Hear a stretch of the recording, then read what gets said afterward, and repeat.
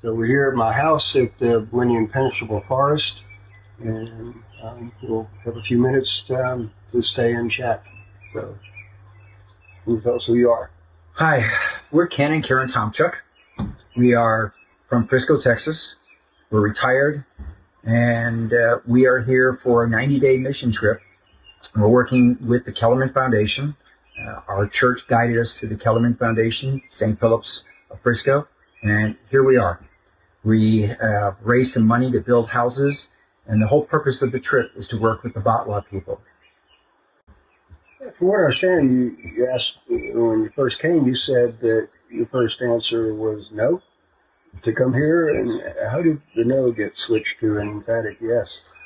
We walked out of the meeting with this priest, and both of us looked at each other and said, no, Uganda is not for us. We thought we were going to go to Arizona to work with the Navajos. And then Kenneth turned around and said, you need to go see the Kellermann Foundation just to talk to them. Let's see what they have to say. And they were so open and welcoming, and they explained everything that was going on with the Kellermann Foundation and what we would be doing. And we listened. We had a great time, but we did walk out to the car and say, we're still not going to Uganda. And so I looked at Karen and said, we really have, this whole idea of a mission is up to God. And so we simply said, we need to pray on it. And we did. We prayed on it. We talked about it. But for the most part, we prayed on it. And after about 10 days, what happened? Every time I prayed, the only thing I heard was Uganda from God. So after about 10 days of doing long walks and talking about it, I said, Ken, we're going to Uganda. God had laid it on my heart and just kept bringing up Uganda.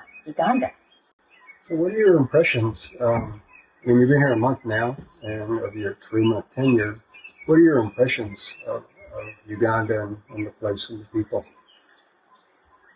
Mine is the welcoming, how friendly the people are, how much they really care, how excited that they get that we took time from our lives to come and be with them.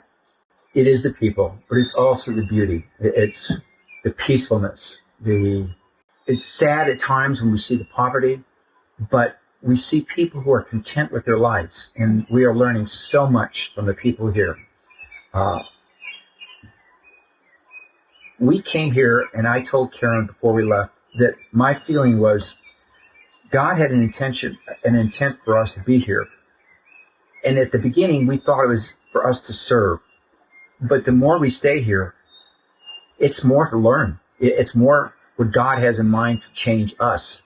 And we are changing. I grew up always wanting to make a difference in life. And I thought that making a difference meant seeing the impact through my eyes. And what I've learned is making a difference is not the impact I make, but the impact God has made through me. I realize we are rocks being thrown in the water. We create ripples. We don't know where those ripples will go. We have 2 amazing children, 6 amazing grandchildren, and now a great-grandchild. We have been an active part of their lives growing up. What impact does that have? We may never be around to see it. I guess I'm reminded of the analogy of the person who plants a tree, knowing full well they will never be able to sit under that tree and appreciate the shade that it offers. Maybe that's what our life is, and we're part of a bigger plan. And so growing up, I guess we realized it's not about us. It's not about the impact we make that we can see, but it's the impact that God makes using us.